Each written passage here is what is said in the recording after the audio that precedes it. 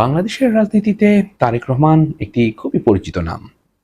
বাংলাদেশে খুব অল্প সময়ে সেই নামটা কুড়িয়েছেন, সমালোচনাও কুড়িয়েছেন বিভিন্ন কারণে, ছিল প্রোপাগান্ডা তার বিরুদ্ধেও।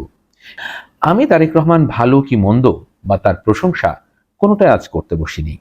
আমার কাছে মনে হয়েছে বাংলাদেশে এই মুহূর্তে একটা বড় বা খুব গুরুত্বপূর্ণ আলোচনা চলছে যে তারেক রহমান আসলে দেশে কবে ফিরবেন। আজকের এই এপিসোডটি আমি বানিয়েছি তারেক রহমান কবে ফিরবেন, আমি কি ভাবছি তাই নিয়ে।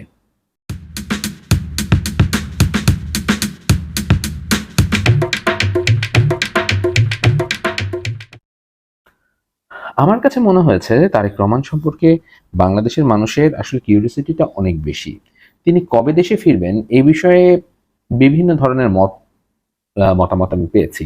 যেমন ধরেন, এক ধরনের মানুষ বলছে যে তারেক রহমানের এখনই দেশে ফিরে আসা উচিত এবং তার দলকে খুব শক্তভাবে আহ, তাকে হ্যান্ডেল করা উচিত। দলের বদনাম হয়ে যাচ্ছে, দলের এটা করছে সেটা করছে, এতে করে ভাবমূর্তি ক্ষুণ্ণ হচ্ছে দলটির। ভবিষ্যতে ইলেকশনে দলটির অনেক বদনাম হবে, অনেক ভোট কমবে। অনেকেই মনে করছেন যে বিএনপির এই নেতা দূরে বসে যেভাবে দলটিকে গাইড করছেন সেইটাই যথেষ্ট এবং সময় উপযোগী টাইমে, অর্থাৎ যে সময়টা আসলে এই দল এবং নির্বাচন কেন্দ্রিক সরকার যেভাবে সহায়তা করবে সেই প্রেক্ষাপটে যদি উনি দেশে আসেন তাহলে দেশের জন্য মঙ্গল হয়ে উঠবে। তো যারা এই ডিবেটটা করছেন তাদের মোটামুটি একটা জিনিস ক্লিয়ার, যে তারা মনে করছেন যে বিএনপি যে ভূমিকা পালন করছে, বিশেষত 5 আগস্টের পর থেকে, যেদিন খুব মিরাকলি আপনি দেখেছেন যে শেখ হাসিনা পালিয়ে গেলেন বা চলে গেলেন, তার পরপরই বাংলাদেশি টেলিভিশনগুলোতে তারেক রহমানের বক্তব্য সরাসরি প্রচার প্রকাশ করা শুরু করলো এবং অন্যান্য পত্রিকাগুলো বা অনলাইন পোর্টালগুলো তারেক রহমানের বক্তব্য প্রচার করা শুরু করলো। ওই দিনটা ছিল অনেকের কাছে ভিন্ন, কারণ একটা উৎসব মুখর পরিবেশ এবং আপনারা জানেন যে সেদিনও রাত পর্যন্ত বিভিন্ন জায়গায় ভাঙচুর, সংঘর্ষ এবং অনেক হত্যাকাণ্ডের ঘটনাও ঘটেছে। তো সেই সময় উনি যে কল দিয়েছিলেন, তিনি সবাইকে শান্ত থাকার পরামর্শ দিয়েছিলেন এবং চেষ্টা করেছিলেন তার দলের রাজনৈতিক নেতাদের সবাইকে কোনো ধরনের সহিংসতার ভিতরে না গিয়ে কিভাবে একটা পরিবর্তন আনা যায় সেই পরিবর্তিত পরিস্থিতিটাকে উনি পর্যবেক্ষণ করেছেন এবং তার ভিত্তিতে তার দল এবং তিনি নিজে বিভিন্ন মতামত দিয়ে দেশে যে সময় সরকার ছিল না ঠিক সেই সময়ে খুবই গুরুত্বপূর্ণ ভূমিকা রেখেছেন। অর্থাৎ সরকার ব্যবস্থা যে তখন কার্যত ছিল না, সেই সময়ে যে আইন শৃঙ্খলা পরিস্থিতি সহ মানুষের নিরাপত্তা নিশ্চিত করার ক্ষেত্রে যে ভূমিকা রাজনৈতিক দল হিসেবে রেখেছে, তার প্রধানতম ভূমিকা রেখেছে বিএনপি এবং বিশেষত তারেক রহমানের নাম এখানে উল্লেখ করা যেতে পারে। তারেক রহমান যখন সেনা সমর্থিত তত্ত্বাবধায়ক সরকারের সময় আটক হন, তখন আমি বিশ্ববিদ্যালয়ের ছাত্র। আমি জসীমউদ্দিন হলে থাকতাম এবং আমার রুমমেটদেরকে আমি তখন বলছিলাম যে ওনাকে যে আটক করা হলো, ওনার এই আটকের মধ্য দিয়ে তার রাজনীতিতে ঢোকা বা রাজনীতিতে তার যে অংশগ্রহণ, এটা জাস্টিফিকেশন হলো। আমি এই কথাটা কেন বলেছি তার আমার একটা যৌক্তিক কারণ ছিল। বাংলাদেশের রাজনীতিতে, বাংলাদেশের প্রেক্ষাপটে আপনি রাজনীতি নেতা হিসেবে বা একটা রাজনীতিবিদ হিসেবে আসলে গড়ে উঠছেন কিনা বা আপনি সত্যিকার অর্থে পরীক্ষিত রাজনীতিবিদ কিনা, এটা বোঝা যাবে আপনি গ্রেপ্তার হচ্ছেন কিনা এবং বিরোধী দলে থাকাকালীন বিশেষত, এবং গ্রেপ্তার হওয়ার পরে আপনার সঙ্গে রাষ্ট্র কি ধরনের ব্যবহার করছে সেটা দেখা। অর্থাৎ আমি বোঝাতে চাচ্ছি যে এমন ধরুন, অনেকেই প্রশ্ন তুলেন যে অমুক নেতা খুবই পরীক্ষিত, আমি কিভাবে পরীক্ষা করব যতক্ষণ পর্যন্ত আমি বুঝবো না যে ওনার সঙ্গে সরকারের কোনো আঁতাত আছে কিনা। তো তখনই এই আঁতাতটা আছে কি নাই এটা বোঝা যাবে যখন ওনাকে গ্রেফতার করা হবে। এবং আপনি দেখবেন যে বাংলাদেশের একটা বড় সংখ্যক রাজনীতিবিদ শেখ হাসিনার সময় 16 বছরে বা 15 বছরে কোনো ধরনের কোনো গ্রেফতার বা কোনো ধরনের কোনো বিপদের ভেতরে কার্যত পড়েনি। যখন বিরোধী দলের নেতাদেরকে সমানে ভেতরে ঢুকিয়ে দেওয়া হয়েছে, কিছু কিছু নেতা বিভিন্ন দলের, তারা দিব্যি বা তাদের অফিসে চুপচাপ করে ওনারা থেকেছেন এবং তাদের কোনো ধরনের টাচ পর্যন্ত হয়নি।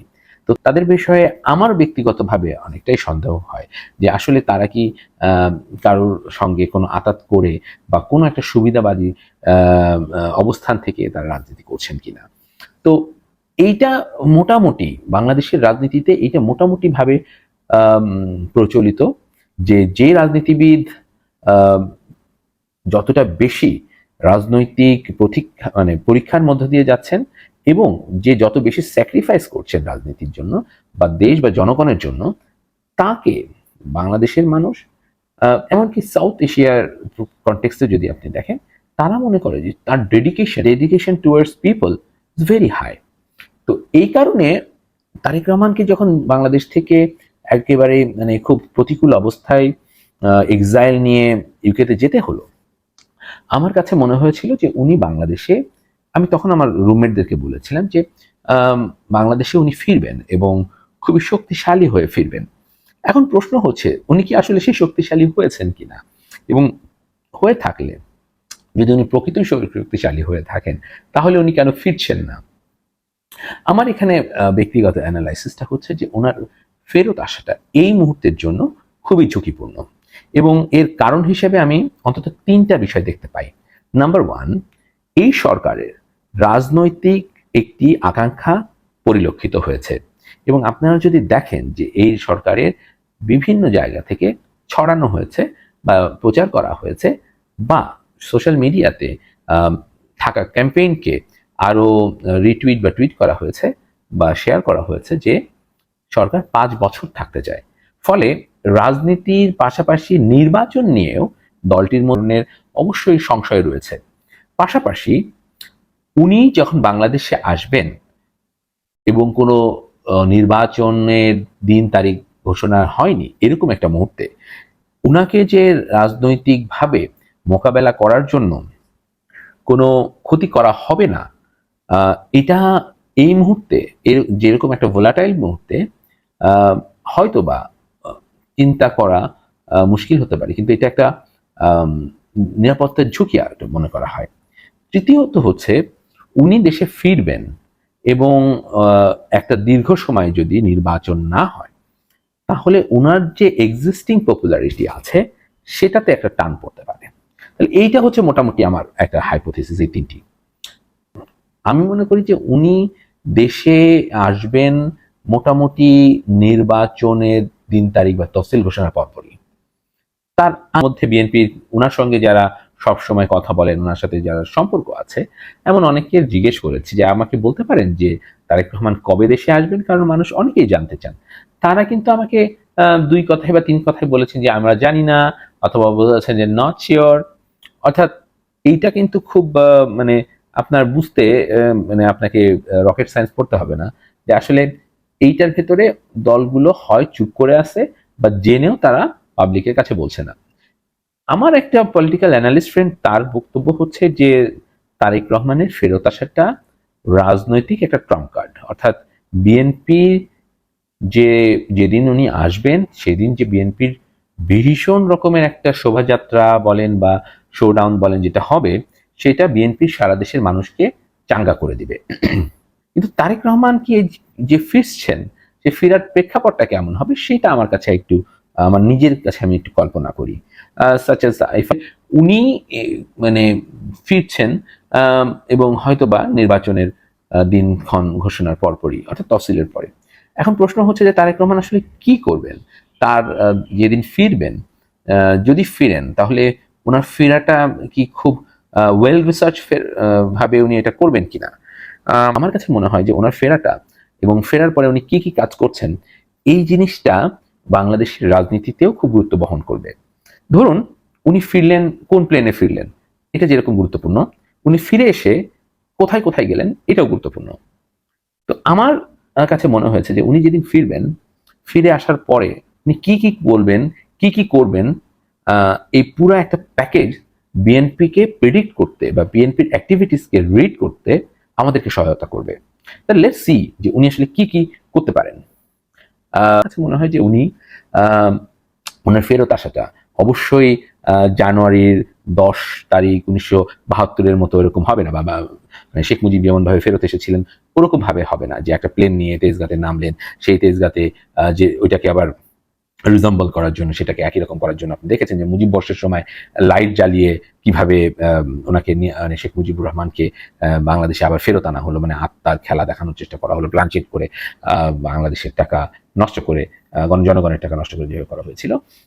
আমি মনে করি না যে ওরকম প্রয়োজন আছে। তবে উনি যদি আসেন বা ওনার জায়গায় যদি আমি হতাম, আমি কি করতাম, আমার সাথে আমি অন্তত ব্রিটেন থেকে, যেহেতু উনি এখন ব্রিটেনে আছেন, লন্ডনে অবস্থান করছেন, অন্তত 2 থেকে 5 জন বিদেশি সাংবাদিক আমার সঙ্গে থাকতো, বা আমি তাদেরকে ইনভাইট করতাম যে আমি বাংলাদেশে ফিরছি, তোমরা কি আমার সঙ্গে সময় দিবা কিনা। যদি তারা ইন্টারেস্ট করতো, আমি বিশ্বাস করি যে আমার অনেক ব্রিটিশ ফ্রেন্ড আছে যে যারা তারেক রহমানের ব্যাপারে খুব ইন্টারেস্টেড, তাহলে তারা থাকবেন, প্লেনে তারা আসবেন। প্লেনটা অবশ্যই চার্টার হওয়ার সম্ভাবনা খুবই কম, আর যদি সেটা চার্টার হয় তাহলে সেটা ভিন্ন একটা প্রেক্ষাপট।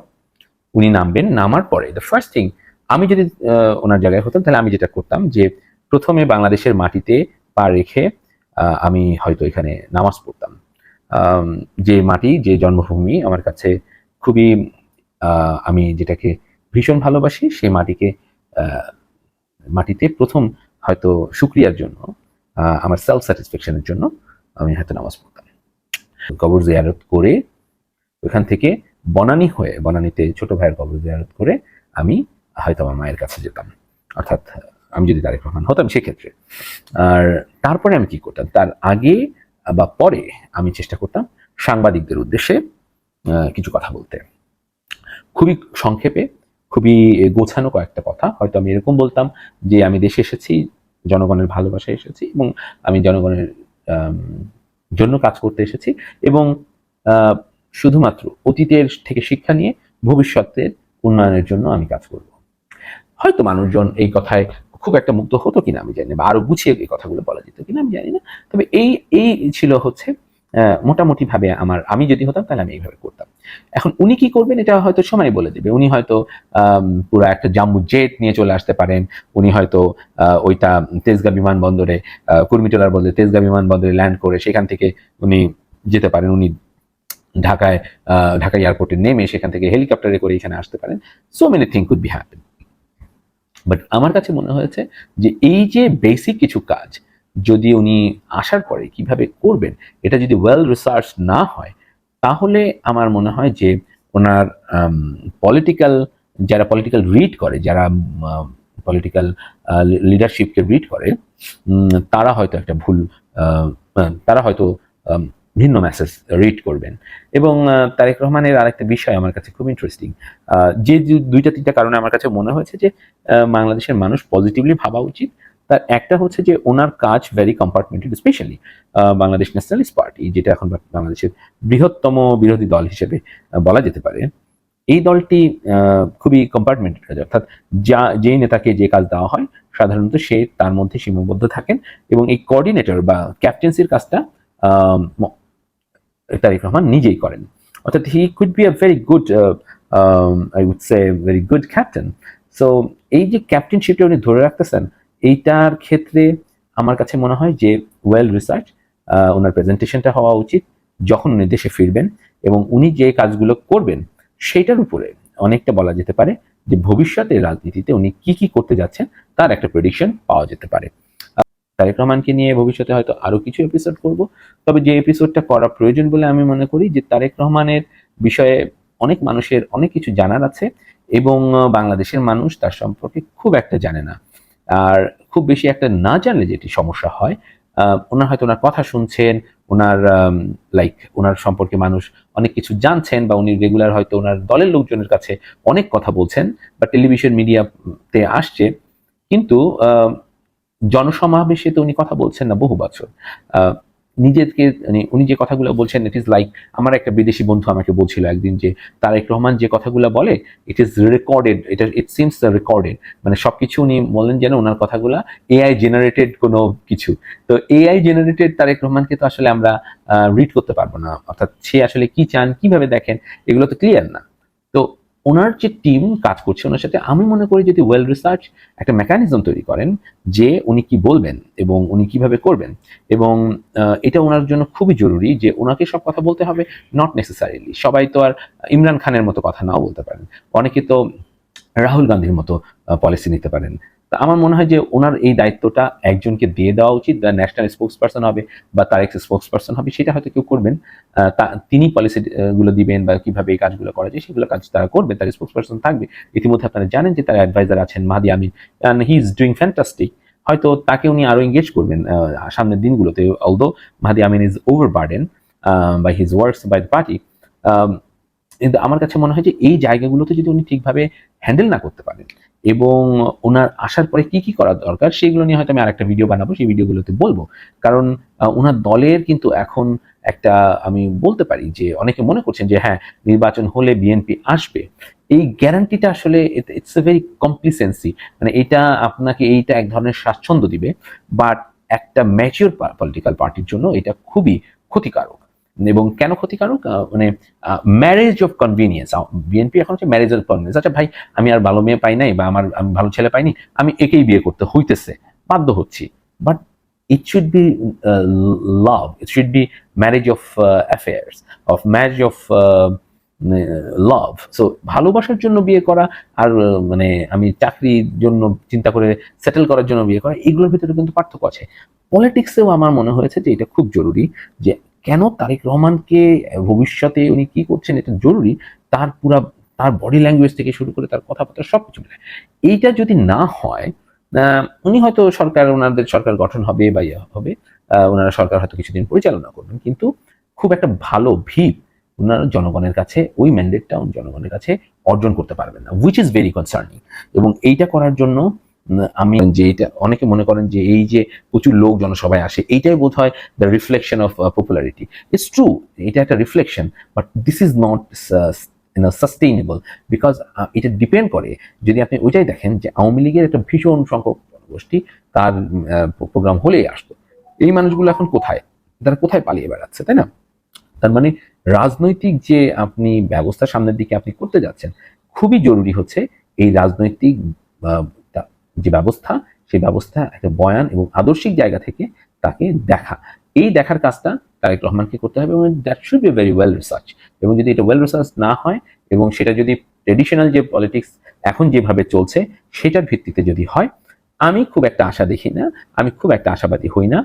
এতে করে বাংলাদেশের একটা বৃহৎ জনগোষ্ঠী, বিশেষত যারা বিএনপির মতো লিবারেল ডেমোক্রেটিক ভ্যালুজ ধারণ করে, তারা খুব ক্ষতিগ্রস্ত হবে। বিএনপির উচিত হবে এবং তারেক রহমানের উচিত হবে ওনারা এই বিষয়গুলো নিয়ে বসে চিন্তা করে ভবিষ্যৎকে মাথায় রেখে বাংলাদেশের আগামী রাজনীতির পথ নির্ধারণ করুন। এবং এটা যদি করতে এবার ব্যর্থ হন, আমি জানি না যে ভবিষ্যৎটা কতদূর বিএনপি যে দেখতে পাবে। রাজনীতিতে ফিউচার দেখতে পাওয়া একজন ভিশনারি লিডারের যোগ্যতা। আর আজকের মতো এখানেই শেষ করছি, আরো রাজনীতির বিভিন্ন খবর নিয়ে আপনাদের সঙ্গে সহসা হাজির হব। সবাই ভালো থাকবেন, সুস্থ থাকবেন, খোদা হাফেজ।